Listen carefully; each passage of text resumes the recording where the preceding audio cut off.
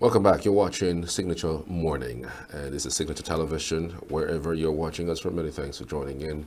So today we're going to be talking about the National Burns Injury Awareness. Before we speak to that issue, we are probably going to talk about burns injury, what it really means, and how you can participate. We have with us Dr. Anigbamkpu Solomon Obiadi. Good to have you, Doctor. Good morning. Good morning, Doc. Good morning to you. I am pleased to be here with you. All right, can you tell us what burns injuries are? Well, burns injury, as the name implies, is an injury to the body, any part of the body, as a result of burns.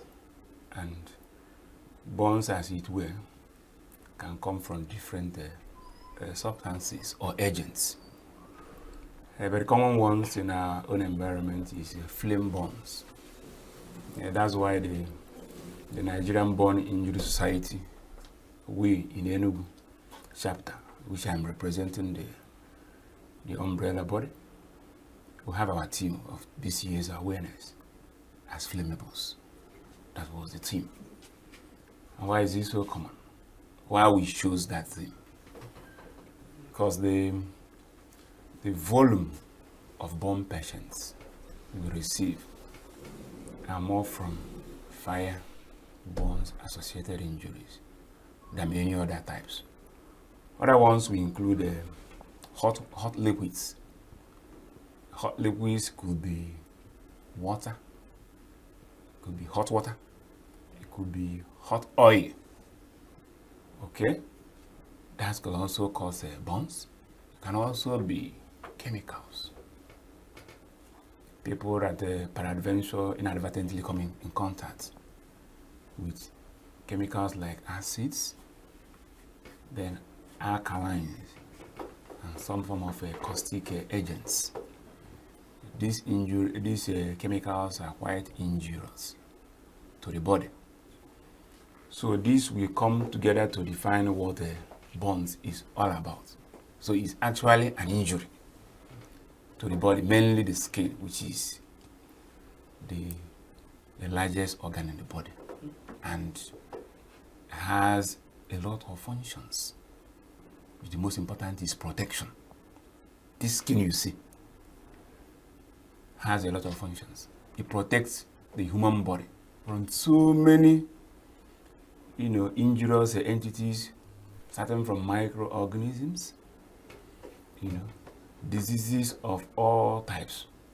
That's why this body, the skin, as you can see, can produce a lot of things, including vitamin D. That's why they say people come to early morning sun, the early morning sun, maxim.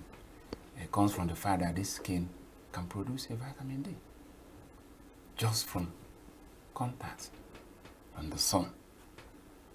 And vitamin D is very important in many immune functions in the body, including the bone. Right. Yeah. But I'm sorry, I'm going to digress a little bit because I'm going to come back to the topic. But you also spoke about skin and the fact that it produces vitamin D. Is it the same thing with someone who is fair in complexion, like those who live abroad? Does the sun or the weather affect someone's skin? Yeah. The people who are fair, in our own area, we call them albinos. No, not necessarily those who are albinos. Just those who are just like white fair people. White people. Well, do you think the atmosphere or sun or anything makes somebody's skin, white or maybe, produces vitamin D? Is it a different kind of production that makes your skin, this color or fair color? No. What makes the skin, the color it has, is what we call melanin. Okay. Melanin is actually also produced in the skin from the melanocytes. Okay. These melanocytes are found within the skin layers. The skin has multiple layers if you want to go into the anatomy of the skin. So part of the layers contain these cells that can produce melanin. So it has So nothing to do with weather at all. Because No, people no. say they travel abroad and their skin starts changing and it starts getting fresher than they lived here. So I just wanted to find out that if weather has anything to do with skin. So now that you have well, the what weather can actually affect the skin color is because of the intensity of the weather, especially people who live where you have a desert. The intensity of the sun is very high. So if somebody who is dark in complexion may become darker because the volume of melanin that will be produced in them may be higher than those who are living in areas that doesn't have such intense sun. And for individuals, especially the whites, who have very low level of the type of melanin we have, because there are different type of melanin. There are melanins that constitute this blackness we have. There are ones that has the whiteness or brown colors. Okay, so it depends the one that is predominant in your own. Like we blacks, we have the melanin that are predominantly black. They're responsible for our own color. Unlike the whites, they have a different type of melanin that is dominant in them, other than the black one. So that's why they are fair. And those individuals, when they are out of the intense suns, their skin tends to burn.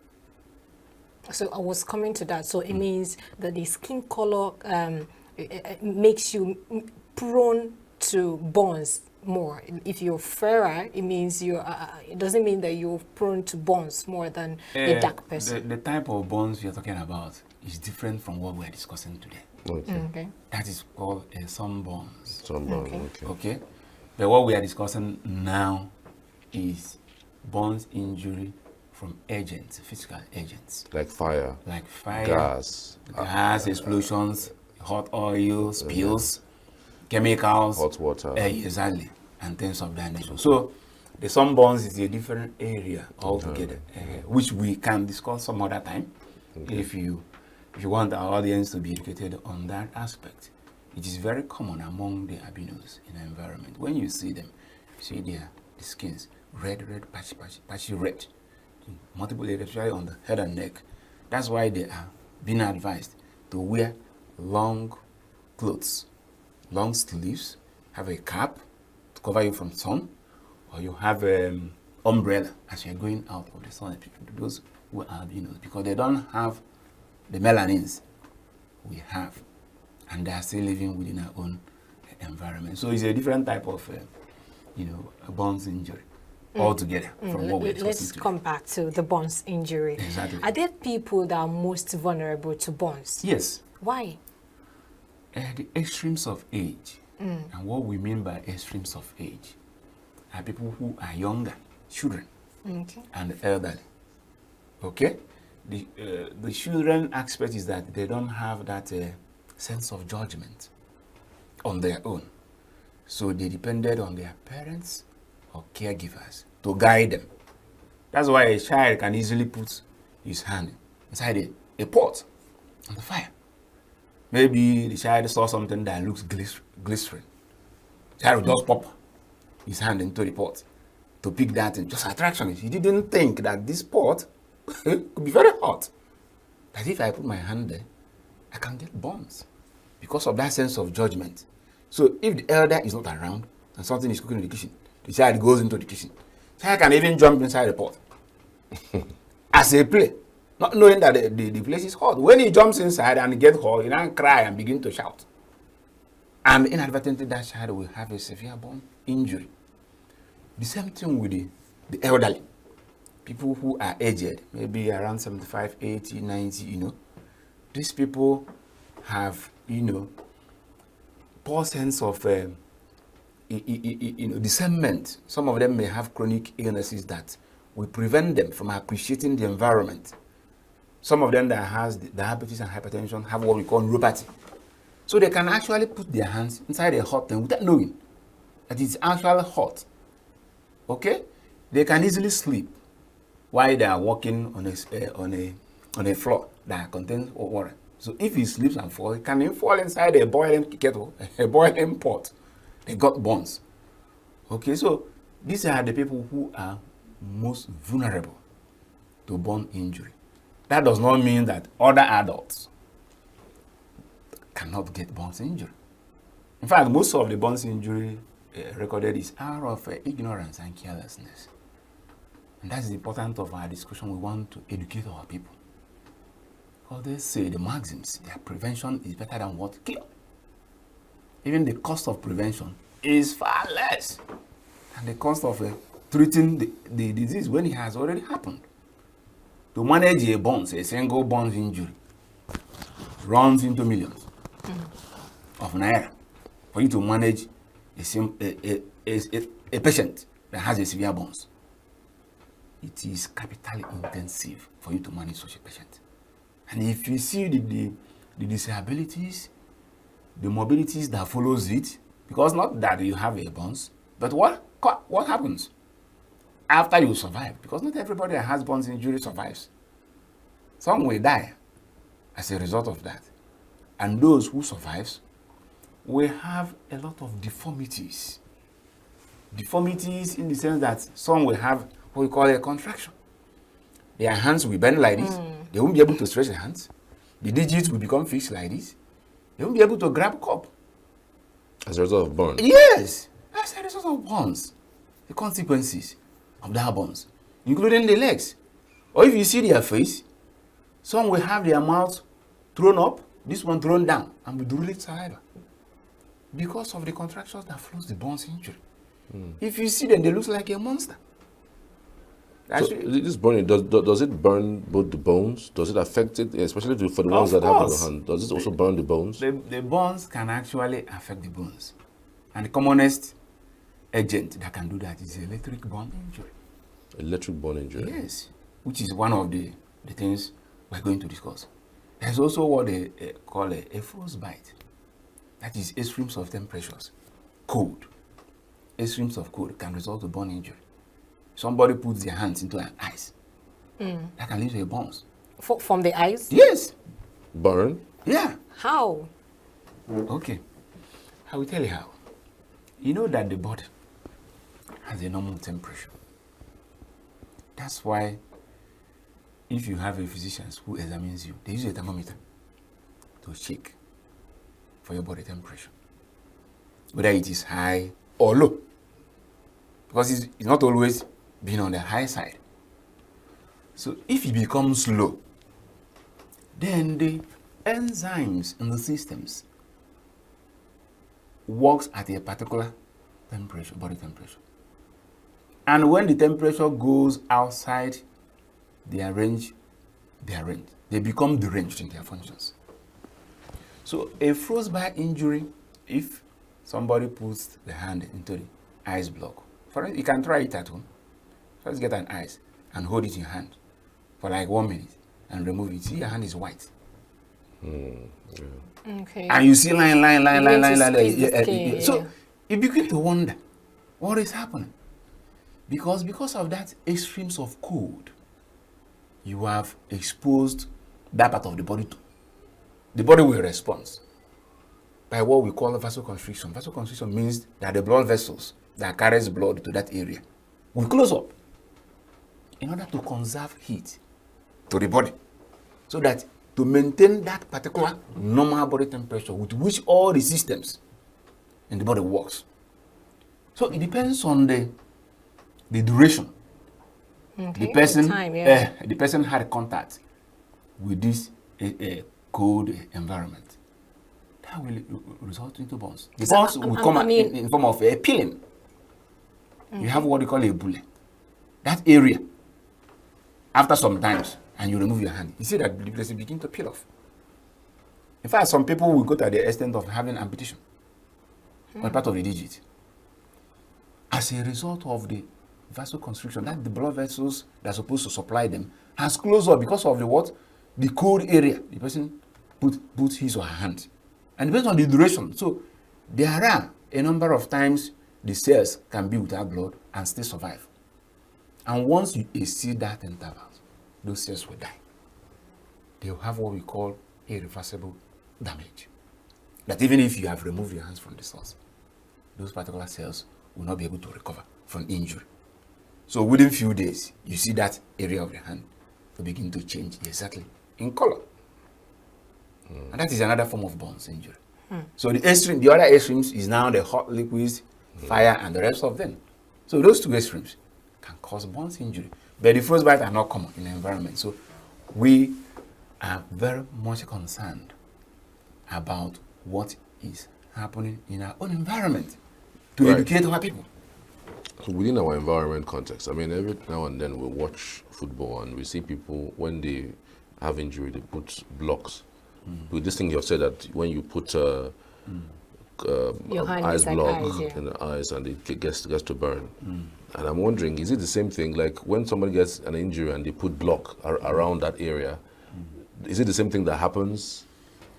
No, that will not result to burns because of the time the ice was applied. The ice wasn't applied indefinitely. That's one. Two, the essence of applying ice to those areas is to reduce inflammation, which also takes the same pattern as those who are going to have a burn from that frostbite. Because once you apply the ice over the area, the blood vessels around that area will also do vasoconstrictions, thereby reducing the volume of blood supply to the area. If the volume of blood supply to the area is reduced, then the volume of inflammation, which is going to cause pain for that individual, reduces. So the essence of that ice pack is to dampen the pain, not actually to treat the wound, which they do temporarily. Unlike those who incidentally stuck in an ice for like an hour or 2 hours, those people will come down. So some people, I have seen videos of some people swimming in ice and they just enter inside ice and then for some minutes they'll come up and keep doing it. Sometimes they exceed the number of time they spent inside the ice. And of course, I also seen pregnant women inside ice, giving birth inside cold water. So I'm wondering, now you're talking about burns coming out of this. I'm beginning to be afraid. You know that most of the things you see in movies are actually not real. Okay. That's why you see Jack Chan and all the rest of even the boxers. See somebody fly out of the airplane and landed on the floor and he's still running. It's not possible. For us here, if I fall from this table, I may not be able to stand up again. Let alone of jumping out of a flying aeroplane. And I'm still cocking my gun and shooting people. Those things. Do they use it as a massage? Because I've also seen that there's a steam room in some places when you go for massage. There's an ice room. Some people say they use it for massage. Is it something that people use for that too? Well, the concept of using ice as a massage is not very, the mechanisms is not very clear in medicine. But in these modern areas of social media, anything comes up. And people would tell you that this works and the other one works. Nobody knows which of these actually works in the actual sense. Okay? Steam does not do any massage. When you talk about massage, massage requires a pressure. A pressure. Okay. Okay? So, it's for instance, I want to massage here. I should do something like this. Okay? That's why if you go for a physiotherapy, that's one aspect of the hospital now, for massaging. They have instruments that they can place on your body that will give you actually a massage. Or they can do it manually with your hands based on the anatomical locations of the body where they want to massage. So all those aspects, I think we are digressing more. Yeah, let's not come down to what is peculiar in our own environment. Exactly. What are the common causes of burns around the household? Like what are the easiest burns that people get from household, and how can it be prevented? That's a very important question, and I want our audience to pay particular attention to what we are going to discuss in terms of burns at home. The commonest is flame burns, followed by liquid burns, which we call scald injury in medical parlance. Okay, these liquid burns are commonly from hot water, Now I'm going to describe what happens and how it will be prevented at home. For instance, a mother of 3 children or 4 wakes up in the morning and he wants to prepare the children for school. She now puts a kettle of water on a gas cooker in the kitchen, and water burns. Okay, it started boiling, rather. As water boils, she wants to, take the water to the bedroom where she's going to bathe those kids, where she will, add the hot water to the normal water or the cold ones in order to make it warm or tepid for the child. And when you will carry the hot kettle, just like that, from the kitchen, going to the bedroom, where everything is now. Okay? That is actually wrong practice. Because as you are carrying this kettle, one of your child may be running out of the room to meet you in the kitchen, and lo and behold, the kid will just jam you with the kettle. Some of the water will splash on the body of that child. And that will result to what? Burns injury. So what we teach is that once the water boils, go to the bathroom, collect a bucket of water, and take it to the kitchen. And now you pour the hot water into that bucket of water containing cold water to make it tepid, the way you want it to be, ready for bathing the children. Once you have done that, you now carry that bucket back to the bedroom.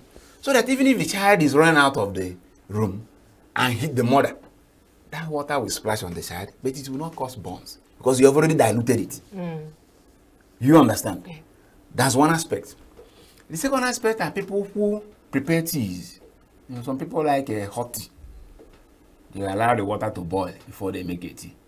And peradventure, the person will just drop it on the table, on the freezer, on anywhere around the parlor.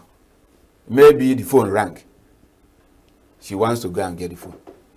A child that is just crawling can just crawl up to that table and touch that cup. The cup will just throw and pour all the tea on the child. And that will lead to burns injury. You see, that most of the burns that occurs are out of carelessness or ignorance. Then the next aspect is what we use to cook in the house. Okay? The cam gas is not ideal for cooking in the house. The can gas? Cam gas. Cam gas? Yes, that's what they call a cam gas. It's not ideal for cooking in the house? In the house, yes. Why is that so? The reason is that the burner and the gas cylinder are all together in the kitchen. Okay? So if anything happens that the gas leaks, it leaks within the kitchen environment instead of outside. So that any attempt to light that gas will result into an explosion, an instant explosion. When this explosion occurs, it is within an enclosed area. The degree of injury will be severe. Unlike you are having the type of gas cylinder that is piped. There is a pipe that connects the gas cylinder, which is already outside, down to the kitchen where you have the burner. You see why it is advised that household should get that. If you look at the name, where the name camp gas comes from, it's actually something that is being used outside in the camp where people gather. So in an open space, exactly. So that if peradventure there is an explosion, it becomes easy to dilute the effect. People may not be even within the vicinity where this thing is. I want you to describe the camp gas. Which one is the camp gas? Is it the one that has the burner together with the burner cylinder? with the cylinder? Exactly. Okay. That is what they describe as a camp gas. Okay. So the one that is preferable is the one that is piped. Piped, okay. Outside. From outside. The cylinder is outside, the burner is inside. Inside, exactly. Okay. That is what is being preferred.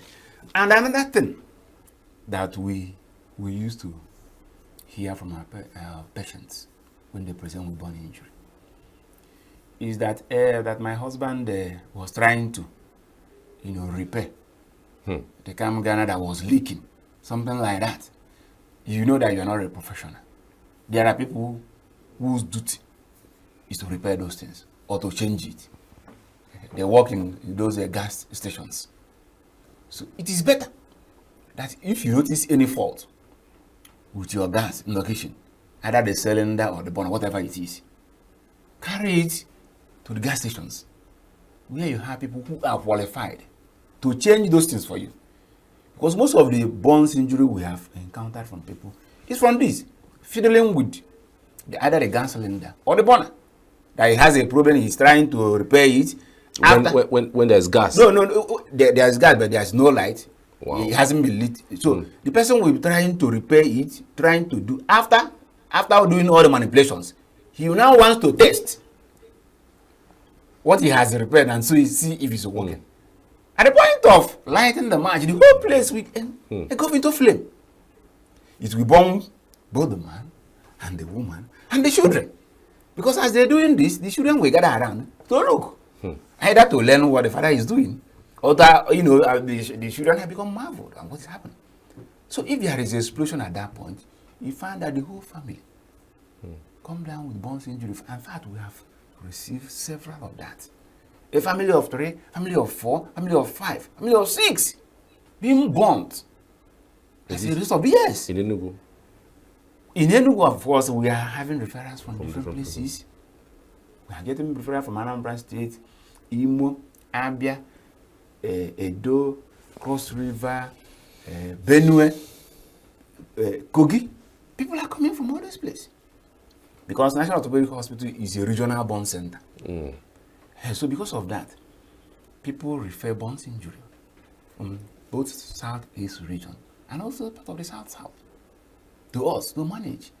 And this is the information we get from them. Most of the burns injury, in fact, more than 95% of burns injuries are preventable. I'm telling you, they are preventable. That's why this, our burn injury society, Nigerian Burn Injury Society, has taken it as one of their duties to educate our people on how to prevent this burns injury because they're preventable.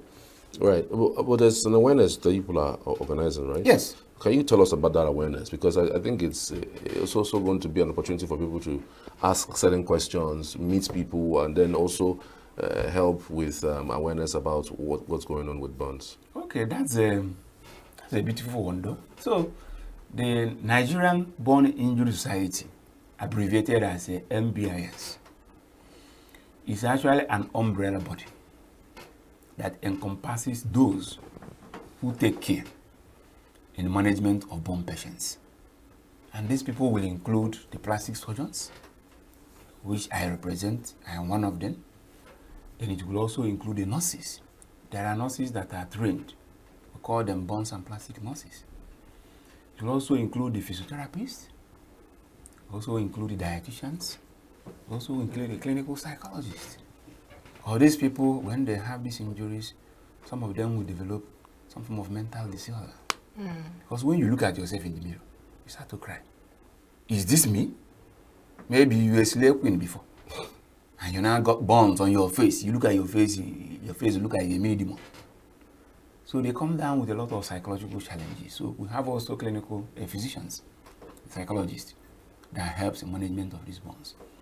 So November, the month of November has been mapped out in Nigeria as a burns injury awareness month, through which we educate the populations, their communities, the church, the societies, about the danger of burns and how to prevent them, which we are going to elaborate more on that. So, for us in Enugu chapter, the NBIS Enugu chapter, our program is coming up on the 21st to 24th of this month, which is next week.